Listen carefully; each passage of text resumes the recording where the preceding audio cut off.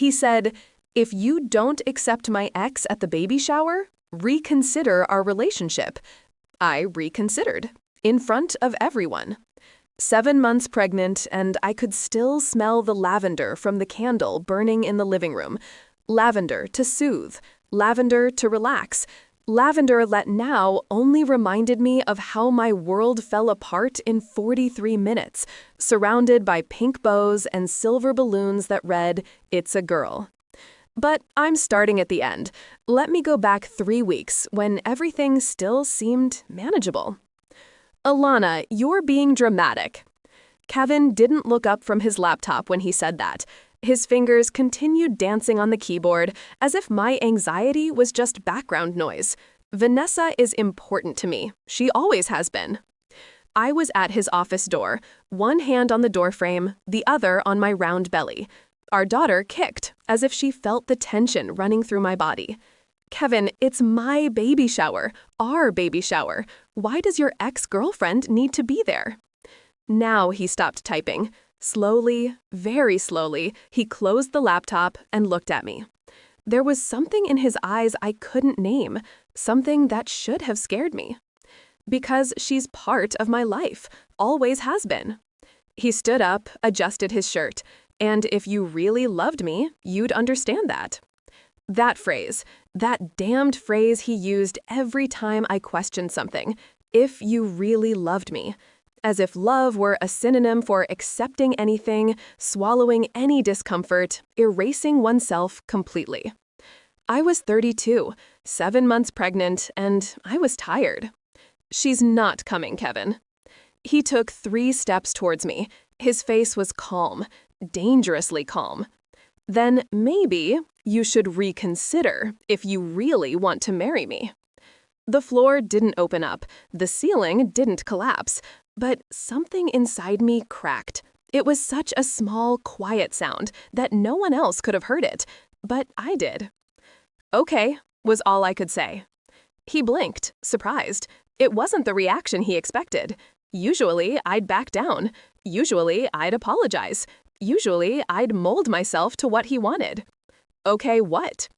"I'll reconsider." My voice came out firmer than I felt, "but you should too."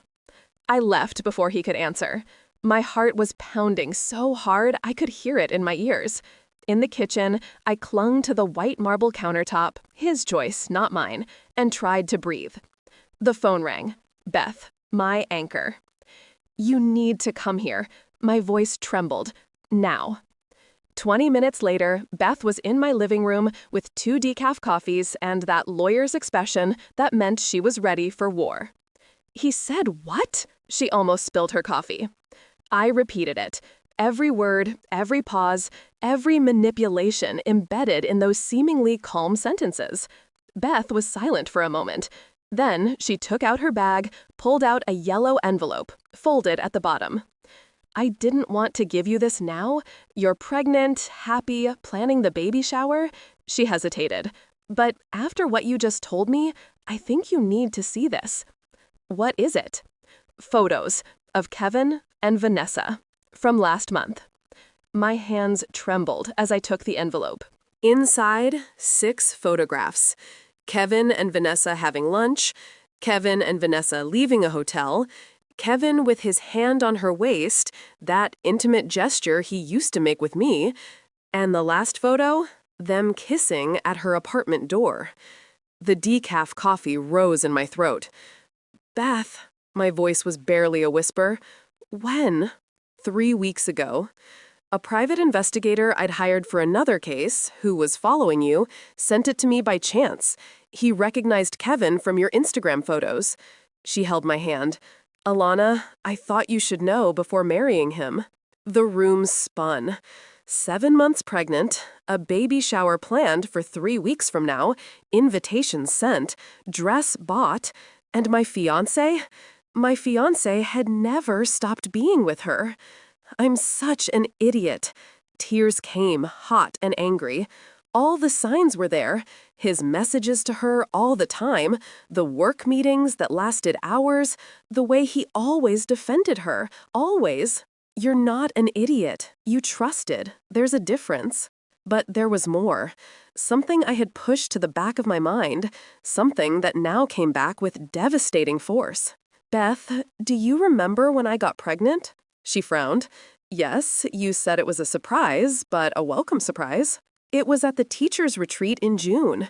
Kevin was on a business trip in Seattle that week. My voice began to crack. But there was one night. I was so lonely, so tired of feeling invisible.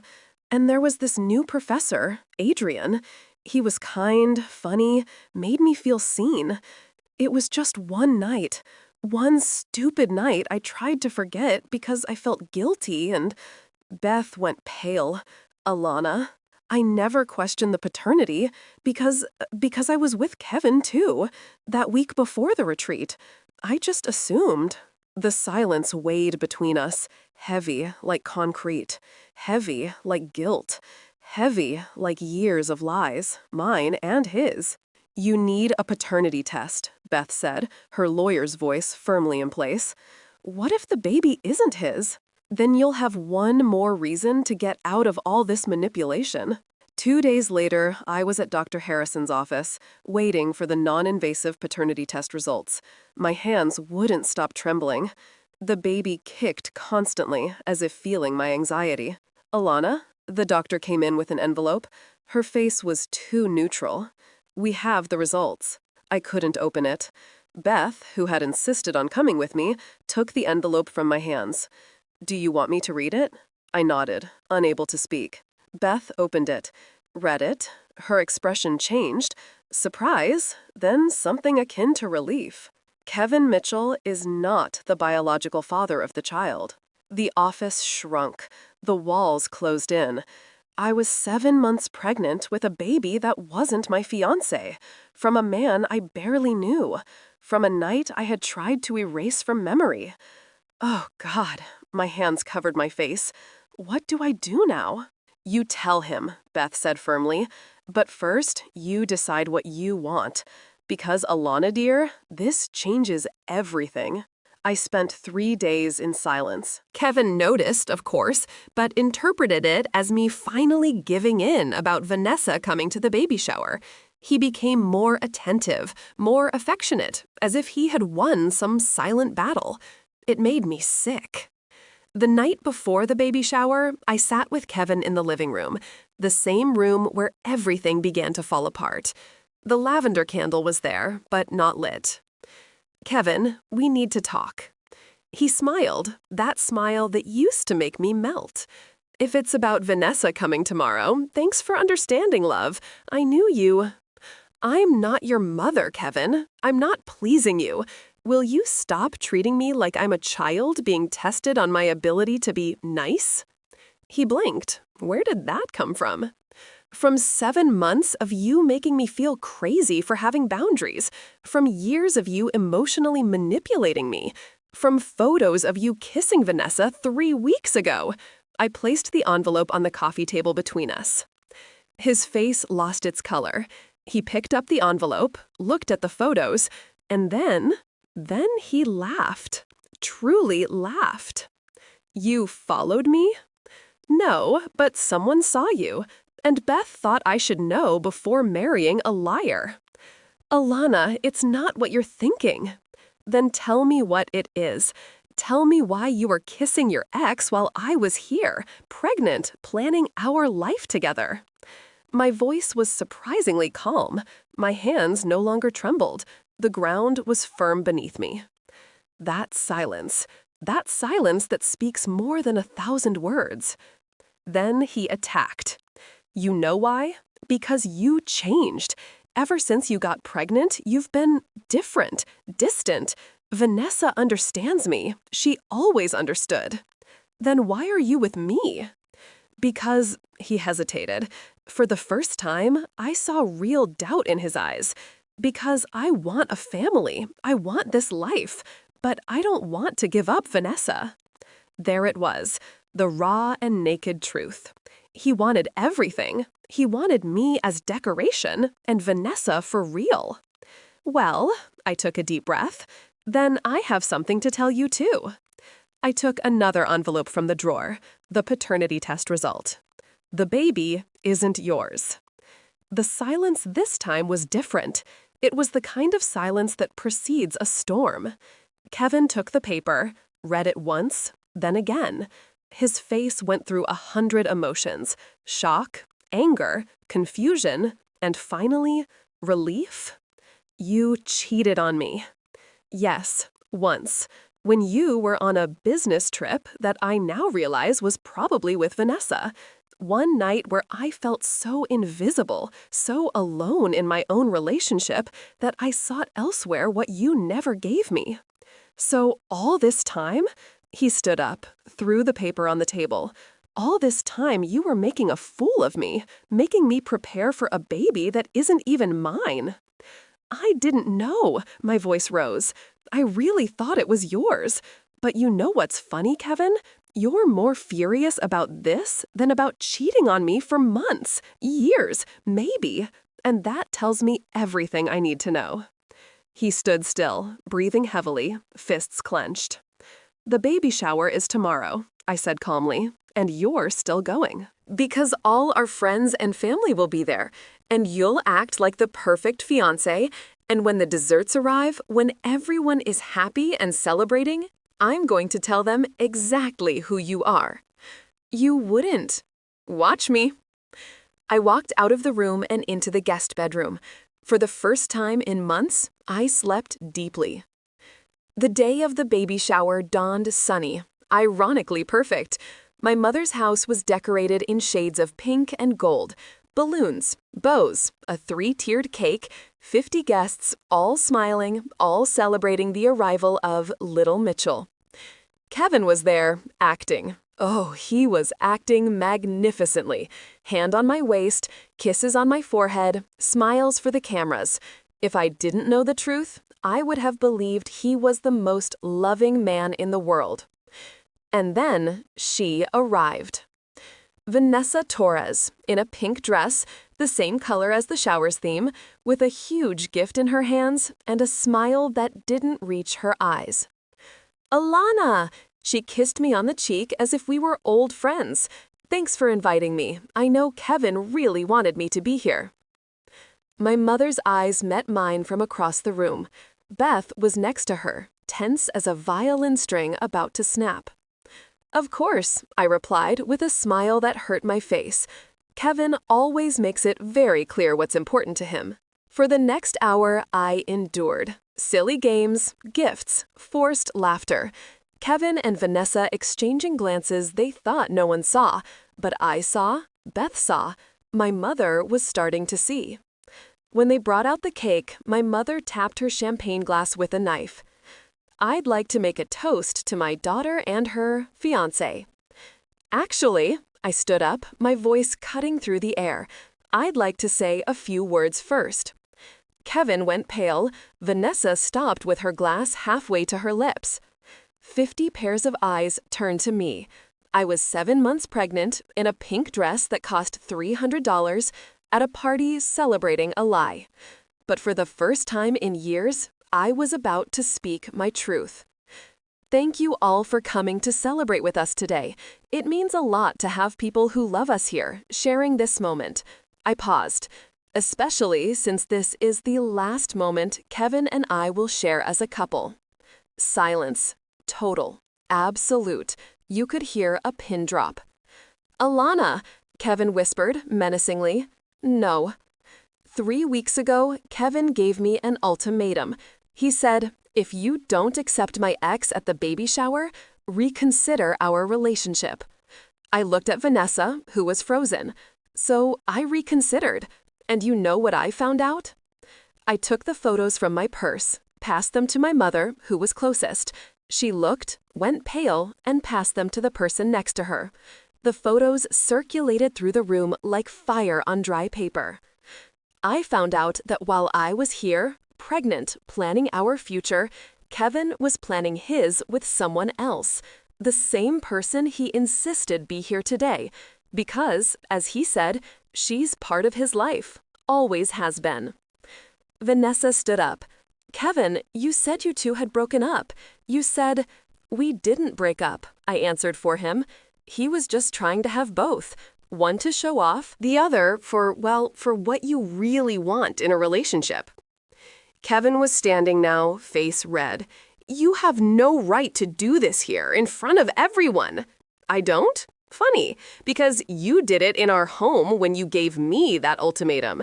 You thought I would bend once again. You thought I would swallow my discomfort, my pain, my dignity, just to keep this fantasy alive. I took a deep breath. Here it was, the part that hurt. But there's more, and this part hurts me. Months ago, when I felt invisible in this relationship, when Kevin was on yet another of his business trips, I made a mistake. I sought validation elsewhere. One night, one stupid night that shames me to this day.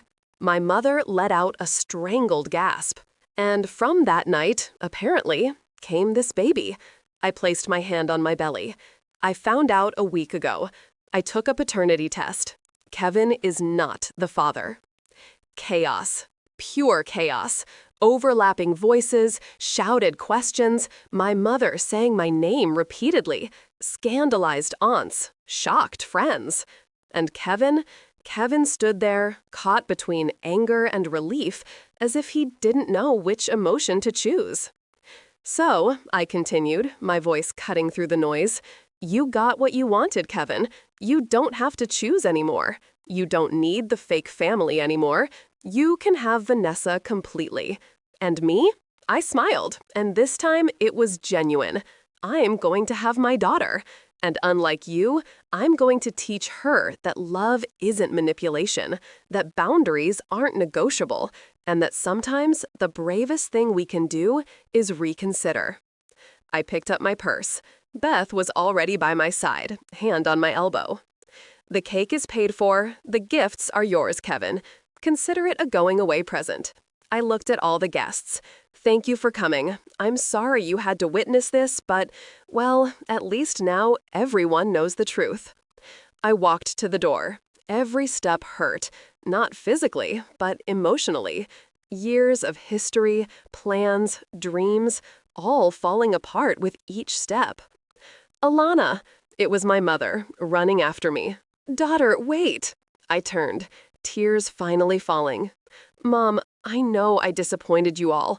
I know you didn't disappoint anyone. She pulled me into a hug. You were honest, brutally honest, and that takes courage. Beth was on the other side, creating a human shield as we left. Inside, I could hear the noise of arguments, accusations, of a relationship publicly imploding. But I was free. In Beth's car, I finally let myself break. I cried for everything I lost, for everything I never truly had.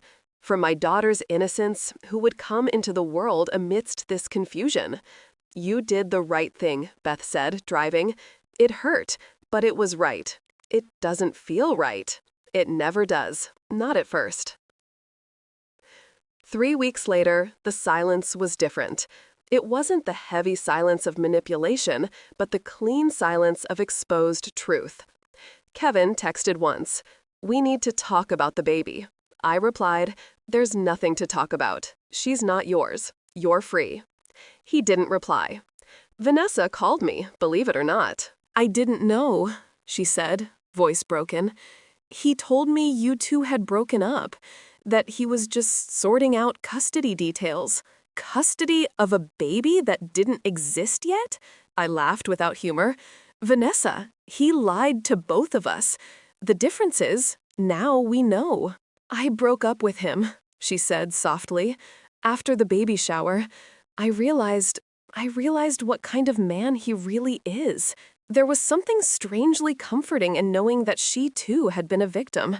It didn't erase the pain, but it added a layer of complexity to the narrative I had built. Adrian, the biological father, was harder to find. He had moved to Boston for a new job. When we finally spoke on the phone, he was silent for a long time. I don't know what to say. A daughter? You don't have to be involved, I quickly said. I just thought you should know. But I don't expect anything. No support, no presence. Wait, just wait. He took a deep breath. Can I think about it? I'm not saying no. I'm saying I need to process. Of course. 2 weeks later, he was in Portland. We sat at a cafe, strangers united by one night and a life growing inside me. I don't know how to be a father, he said, but I don't know if I can just not be, you know? I understand. Can we try to figure it out together? No pressure, no expectations, just see what happens? I nodded, surprised by the tears. Yes, we can try. It wasn't a fairy tale ending. Adrian wasn't my Prince Charming, but he was honest. And at that moment, honesty was worth more than any fantasy. My mother, after the initial shock, became my rock. You know, she said one night as we organized the nursery, your father and I almost broke up 3 times before you were born. Really? Really? Relationships are messy. People are messy. But what matters is that you didn't give up on yourself. Many women would have stayed, would have swallowed it, would have made themselves small to keep the peace. You chose differently. It feels like I chose chaos. You chose truth.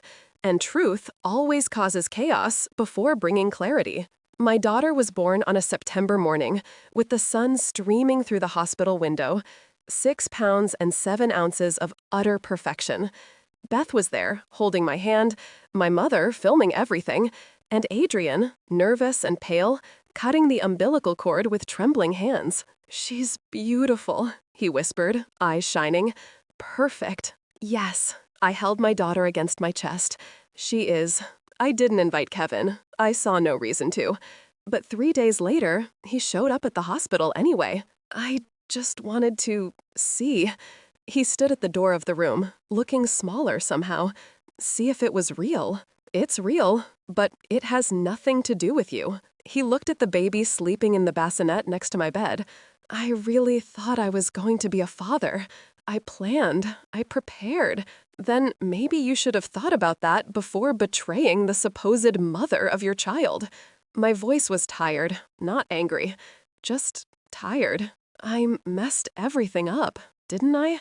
You made choices, and choices have consequences. He stood there for another moment, looking at a life that would never be his, and then left. I felt no triumph, no revenge, just peace. The peace of knowing I had done the right thing.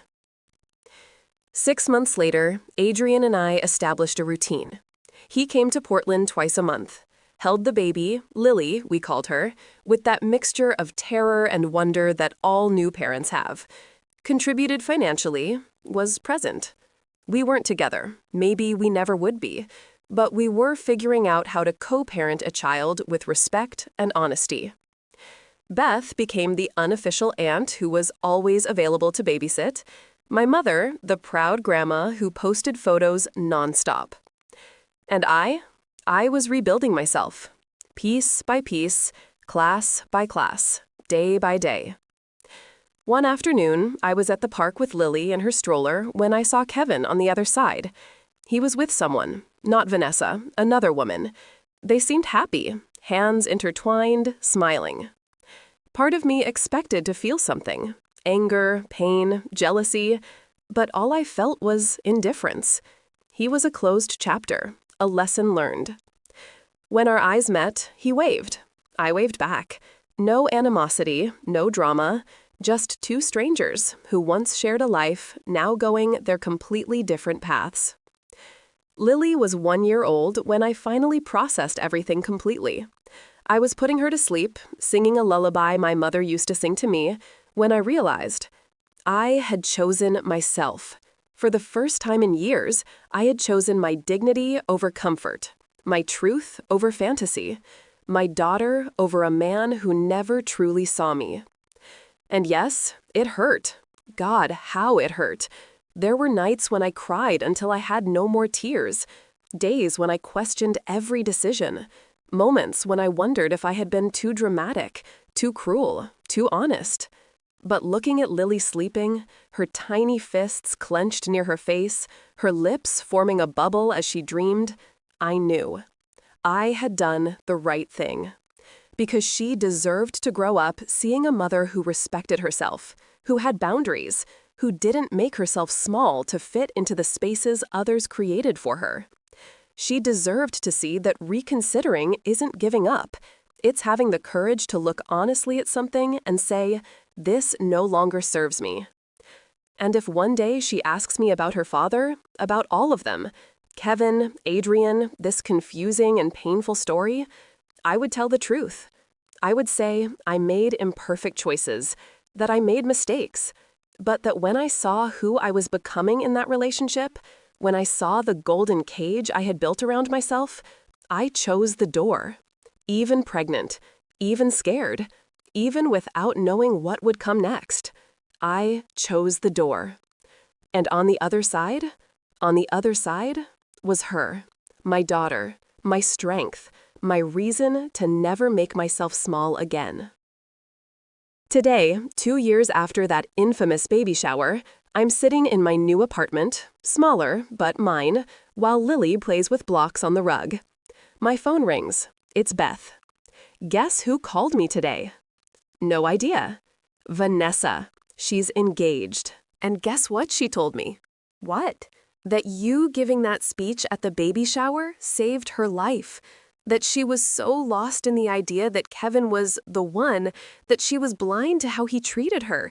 That you were the bravest of us all. I laughed, surprised. I didn't feel brave. I felt destroyed. Courage isn't the absence of fear, Alana. It's acting despite it. I hung up and looked at Lily. She was trying to stack a block on top of an unstable tower, tongue out in absolute concentration. When she finally succeeded, she clapped for herself, proud. "That's right, baby," I whispered, "1 block at a time." The tower fell. She laughed and started again. And wasn't that life? Building, falling, rebuilding. Never perfect, always in progress. I picked up my phone and posted a photo of Lily on Instagram for the first time in months. The caption: "Someone recently told me that reconsidering isn't weakness, it's evolution. 2 years ago, I reconsidered in public. Today, I reconsider in private every day. Who I want to be, what example I want to set, what life I want to build. And you know what? It's getting easier. 1 block at a time." The comments started appearing almost immediately. Messages from women I didn't even know, sharing their own stories. "You inspired me to leave. Thank you for showing me I wasn't alone. I reconsidered too." Beth commented, "Proud of you, always." My mother, "My brave daughter." And then, a comment that made me stop. It was from Adrian. "Thank you for giving me the chance to reconsider too. Being her father is the best thing that's ever happened to me." I smiled, eyes watering. It wasn't perfect. Nothing was. But it was honest. It was real. And that was worth more than any fantasy I had tried to keep alive with Kevin. That night, after putting Lily to sleep, I sat on the balcony of my small apartment with a cup of tea. The Portland air was fresh, smelling of rain to come. In the distance, I could hear the sound of traffic, life happening. My phone vibrated, an unknown number. I hesitated, but answered. "Alana?" The voice was feminine, nervous. "You don't know me. My name is Brittany. I was at your baby shower. I'm Vanessa's cousin." "Okay." I didn't know where this was going. I needed to call you. Because today, 2 hours ago, my fiancé gave me an ultimatum, similar to what you mentioned that day, about his ex being at our wedding. And I was about to give in, as I always do. But then I remembered you, standing in that room, pregnant, speaking your truth, even knowing it would hurt. She took a deep breath. So I told him, "You reconsider." And I broke up. Now I'm here. Terrified, but free. And I wanted to thank you. You probably don't even remember me, but you changed my life that day. I was speechless for a moment, tears running down my face. Brittany, you did it, not me. You found your courage.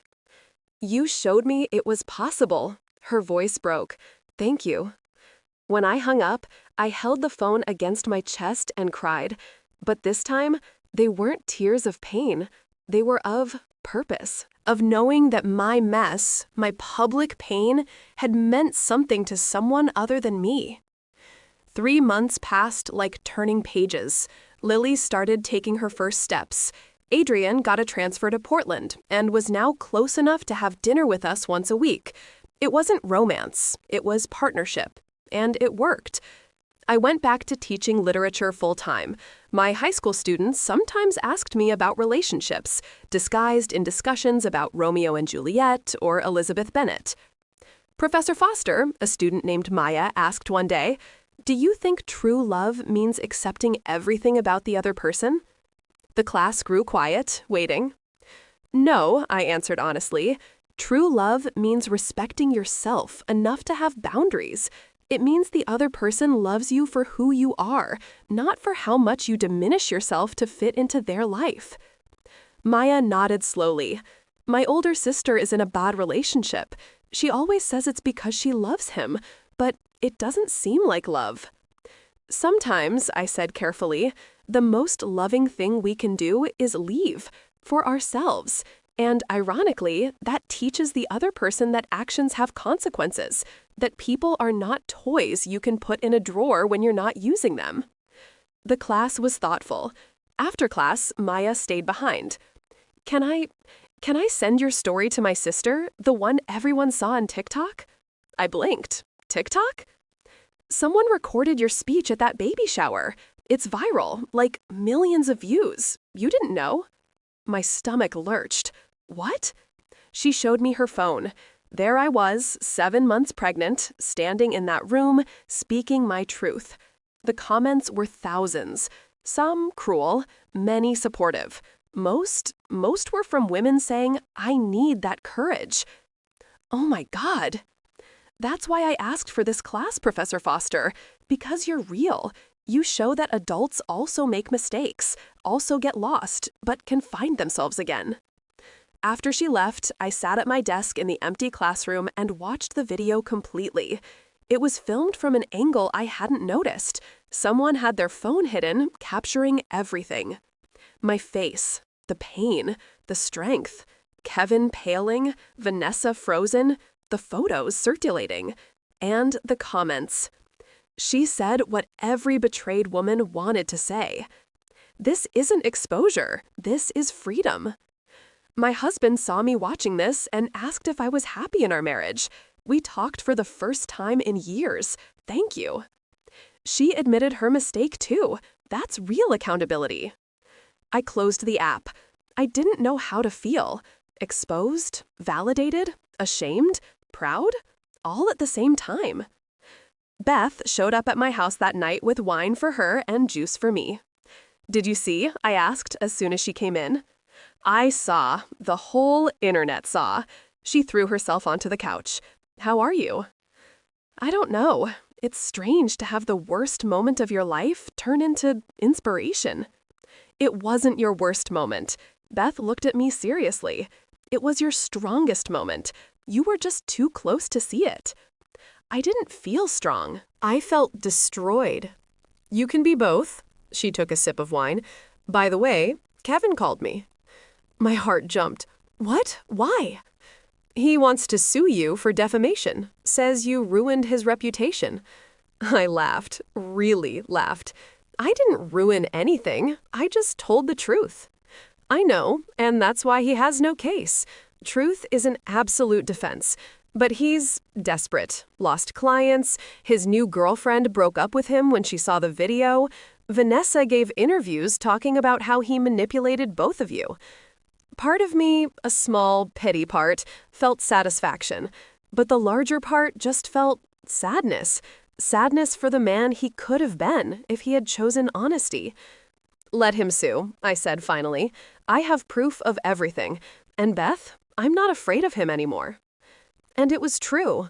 That man who once had power over me, who could make me doubt myself with a phrase, who controlled my self-esteem with his approval or disapproval, he was just a man, flawed, lost, human. "By the way," Beth smiled mischievously, "there's more.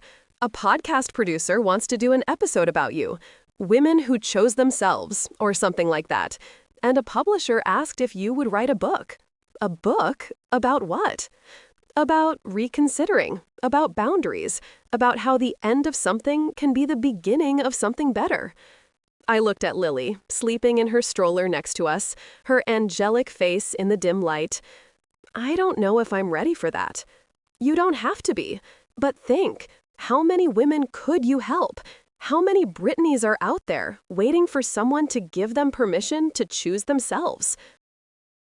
It took me 3 weeks, but I finally called the publisher. Not to write a self-help book or a feminist manifesto, but to write my story, raw, honest, including the parts where I was wrong, where I made mistakes, where I wasn't a perfect victim. Because there are no perfect victims. There are imperfect humans navigating impossible situations. The writing process was cathartic. Each chapter, I relived. Each scene, I felt again. But this time, with distance, with perspective, with compassion for who I was then. Adrian read the drafts. "You're brave," he said one night, Lily sleeping between us on the couch. "Admitting your flaws like that. Not many people would do that." I wasn't brave. I was desperate. There's a difference. No, desperation is hiding. Courage is exposing. I looked at him. This man who was practically a stranger 2 years ago, now an integral part of my life in a way I never imagined. Not romantic, better, honest. "Do you regret it?" I asked impulsively. "That night?" He looked at Lily, then at me. "No, because it gave me her. But Alana, you deserved more than a night where you felt invisible in your own relationship. I hope you know that now." I know. And I knew. Finally, I knew. The book was released 6 months later. Reconsidered, a story of boundaries, truth, and new beginnings. The reaction was mixed. Some people called me a hero. Others, a homewrecker. There were cruel reviews about how I had cheated too, how I was no better than Kevin. There were opinion pieces debating whether public exposure was revenge or justice. But there were also emails, hundreds of them, thousands, women telling their stories, men too, people who had reconsidered toxic relationships, soul-draining jobs, one-sided friendships. One message in particular broke me. "I'm 19. My boyfriend gave me an ultimatum last week. Either I stopped talking to my best friend or we'd break up. I was about to give in.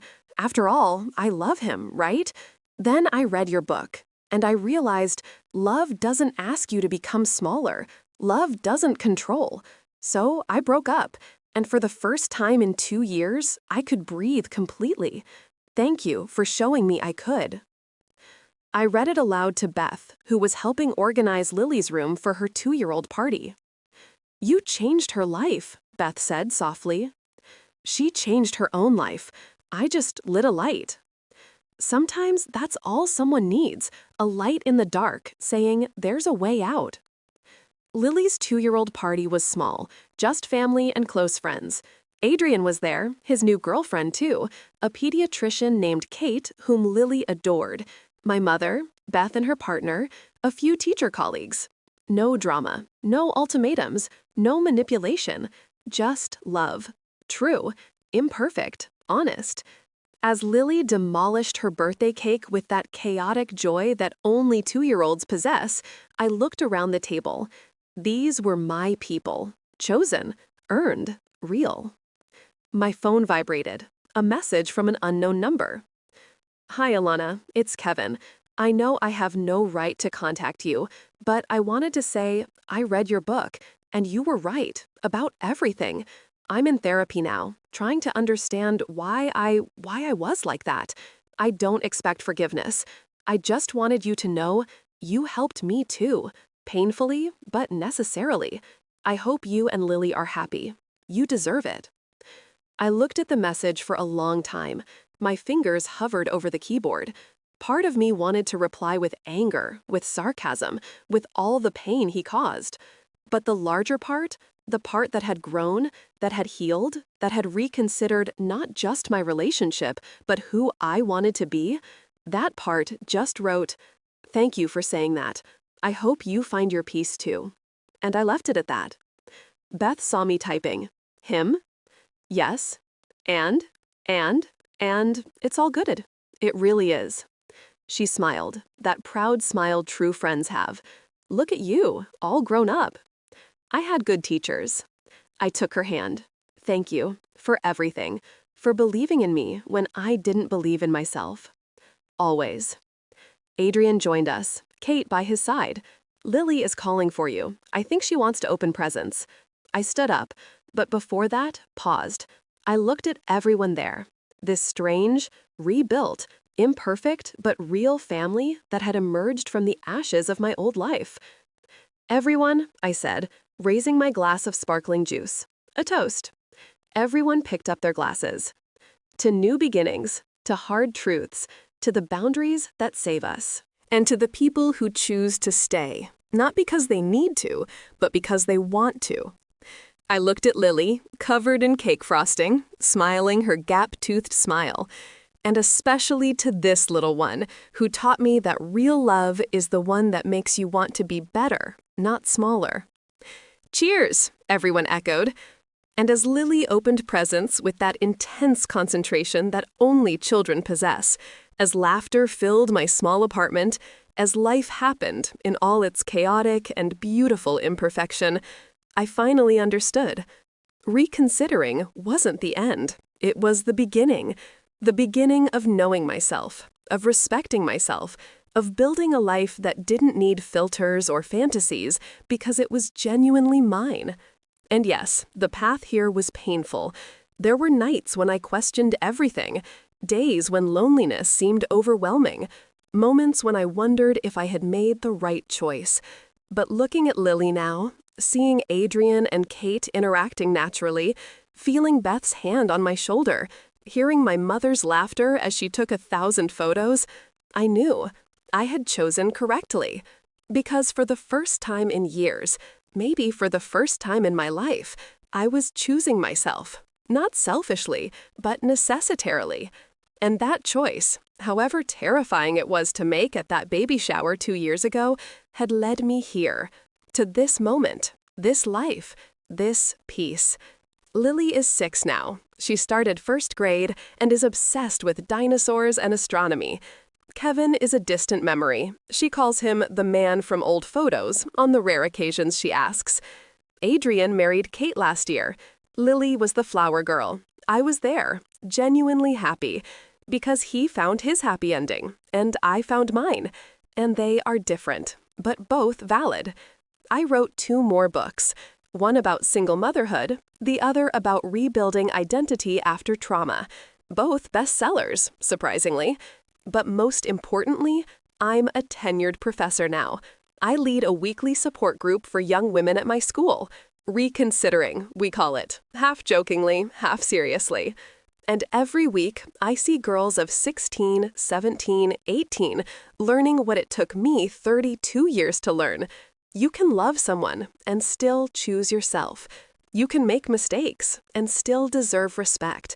You can reconsider without being cruel. You can change your mind without being weak. Today, a student named Zoe stayed after the meeting. "Professor Foster, my boyfriend said that if I go to college out of state, he'll break up with me because long-distance relationships never work," he says.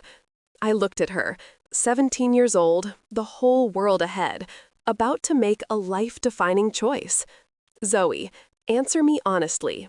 Do you want to go to that college?" "Yes, it's been my dream since I was a kid. Astrophysics program at MIT. But I love him. And he's right, like statistically." "Statistically," I interrupted gently, "women who put their dreams aside for teenage relationships are 73% more likely to regret it in adulthood." I just made that statistic up, but I bet real studies would show something similar. She laughed, but her eyes were wet. "You know what I would tell 17-year-old Alana if I could? I'd say, choose college, choose your dream, and if he truly loves you, he'll find a way. But if the condition of his love is for you to be smaller, then it's not love, it's control. But what if I never find anyone else? I held her hand. Sweetheart, you're 17. You'll find dozens of someones. But you only have one chance at that MIT program, one chance at this version of your life where you choose your dreams first. She nodded, tears falling. It's so scary. I know. But you know what's scarier? Waking up at 40 and realizing you've lived someone else's life. After she left, I sat in my silent classroom. I picked up my phone and looked at my lock screen photo. Lily smiling, missing front teeth, holding a solar system model we made together. And I sent a message to that 32-year-old girl, pregnant, terrified, about to give the speech that would change everything. You're going to be okay. Better than okay. You're going to be free. This story shows us that reconsidering isn't giving up. It's having the courage to look honestly at something and admit it no longer serves you. It's about boundaries, self-respect, and understanding that real love never asks you to become smaller. Sometimes the people we love most are the ones who hurt us most, but it's through that pain that we discover our true strength. And sometimes we discover that family isn't about blood or contracts. It's about who chooses to stay when everything falls apart, and who gives you space to grow, even when that means growing away from them. If this story touched you, don't forget to subscribe to the channel and hit the bell icon to not miss any exciting stories. Leave in the comments, have you ever had to reconsider something important in your life? How was it? Always remember, you are stronger than you think. Your boundaries are non-negotiable, and choosing yourself isn't selfishness. It's survival.